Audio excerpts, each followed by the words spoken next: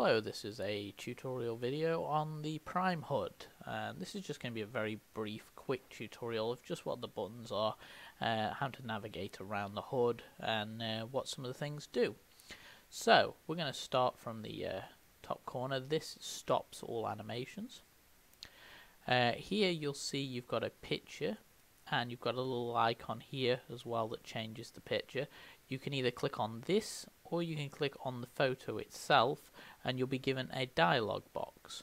What it's asking for is a UUID of a picture that you would like. So if I go here and find a image out of anything, we'll just take this top one and then I copy and paste that UUID in and press submit. It will change the image accordingly to the image that you've selected. The next one down is the macros. By clicking on that, it will give you a display of macros. We'll wait till a later video and I'll explain the macros and how they work and the functionality you can do with them. Underneath you'll find a little question mark. We advise this is one of the first things you click on, and it gives you a group to join, which is our support group that will help you with any information about the HUD or anything that you need. If you're getting stuck or needed a little bit of assistance, somebody on this group should be able to help you out. The little button underneath, the plus and the minus key, just hides the HUD and then shows it again. So just in case you don't want it on your screen, you can just remove it like that. Power button literally turns it off and turns it back on again. The classic, if it doesn't work, turn it back on thing. To be fair, I've never used this. It literally will just make it so that there's no functionality within the HUD during that particular time when it's off. Above there you'll see a little menu button, and in the menu button we have a few different things you can do. You can wipe, which will wipe all of your targets. You can hard reset, that if you are having serious issues with the HUD, which we hope that you would never have, you can do a hard reset and that will just put it back to factory settings.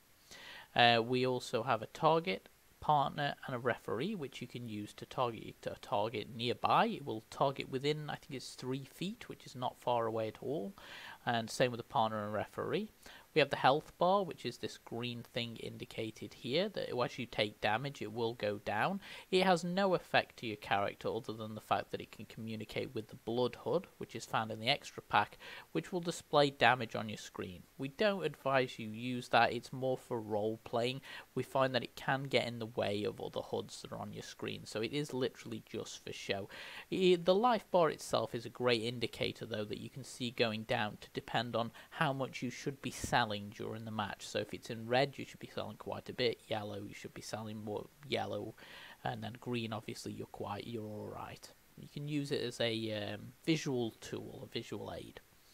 The blood HUD, as I mentioned, is a tool in the extras which you can wear, and the blood HUD menu will just adjust the size and where it sits on the screen, turn it on, turn it off. You can lock the health bar by clicking on the health bar and you can reset it back to green. You can lock it and you can set it to no damage, just so you don't need the visual aid. If you need it or you don't, you can choose to turn it off if you don't want it. So verbose is basically how much the HUD talks to you. So the HUD will tell you everything. So if you press in something, it'll tell you what it's pressed. For example, there I pressed the macros and it's told me preset editor and it's told me how many bytes I've got. And I turn it off and it tells me that it's off. If you don't want it talking to you all the time and telling you what it's doing, you can press the word verbose and that'll turn the messages off. And now when I click on it, it doesn't tell me anything. By default it's set to on. So that's the menu system. Now let's have a look at the other stuff you can do here with the target and the partners. So you can actually click on the word target and it will throw up a target menu when you click on it. Same with partner, same with referee. When somebody's in an area, it will give you a menu and you can select off the menu the people that you'd like to select. The little arrows on the side here, all they're for is just adjusting where the text sits in the box, just in case it's not central within the box or you want a little space. When you have actually selected somebody as a target, a little green dot will appear above the target. You can select up to 6 people and by clicking on the green dot it will cycle through the people you've selected. You can also select up to 6 partners, and you can select 1 referee. The referee is very much a ghost to the HUD. The only way you can attack a referee is by using the command /90, and the only way you can connect with a partner is by using the command /80. Let's have a look at these buttons here at the bottom. We have I. I is for invert. That inverts your move. So if you're doing a move to them, it'll swip it round so they do it to you. We have invert yellow.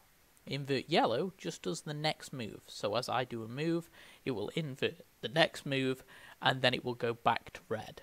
If I want to invert a series of moves, I can set it to green, and that will continue to invert until I press it one more time and turn it off. We have the same for M. M stands for miss. By pressing M once, it will miss the next move. So I will do the animation, but it will do nothing to my opponent. By turning it green, I will miss all of the moves until I turn it off. We have D. D stands for drag. That will drag my opponent to me. So whoever you've got set as your target will currently be dragged towards you when you press this. We have F. F stands for follow. That means I will go to my partner. So as long as I've got a targeted partner, my avatar will go to that person and be dragged around by them. We have A. A is a special one just on the Prime HUD, which stands for auto target. Now auto target or bump targeting is a special way to target your partners. You can bump a target by bumping into them physically, and it will set them as a target. If you've not got them set as a target, it will invite them to be animated by yourself but with a menu. If you had 4 people in a match and you had them all targeted, you can bump into each one and it will automatically target that person who you've bumped into. It's very good if you're in a tag match or a Royal Rumble or anything with multiple people. It's a quick way to tag or tap or be connected to people. Obviously, it will not target a partner. If you've got a partner in there, it won't target them. And if you've got a referee in there, it will never target the referee. So it'll only target people who you've got set in your target list. By pressing it once, you can have it so it only targets the next person you bump. So if you're backstage and you've forgotten to target your partner, and you press target and there's loads of people too close to you and you're struggling to get them, you can just put that on, just bump them quickly, and it'll go to red once it's connected to them, just in case anyone else bumps into you. It's a very quick way to target. We have S. S stands for snap targeting, and it's by default set to on. You can turn it off by clicking it, but we have it set to on most of the time by default. And the reason is because snap targeting will target the person who attacked you last. So if somebody does an animation on you, it will automatically target them back as your main target. It's a way of keeping control of who's attacking you and who you're targeting. If you've got it off, you'll just stay targeted to whoever you've targeted. I find snap targeting is a great use if you're using it for a Royal Rumble or something and somebody attacks you, you can instantly fight back.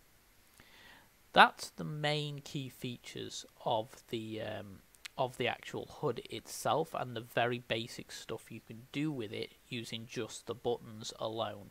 Obviously there is going to be an in-depth video on how to use the macros and the amount of stuff that you can do with that, but on principle that is pretty much where it is. So as long as you've got your gestures activated and you know the commands for the gestures, you will be able to do the moves just as you would with the command channel down here, and it will do it as thing. The good thing about the Prime HUD that is different to most HUDs is that you can target people who don't have a HUD. So the Prime HUD doesn't target another Prime HUD. The Prime HUD targets an avatar. So you can wear the Prime HUD and target anyone you want. You can target people in the crowd, people who are walking around a sim. It doesn't matter who it is. You can target them. And you only need one HUD to be able to target multiple people. And they can't do anything to you because they don't have a HUD, but you can make them do things to you if you use invert.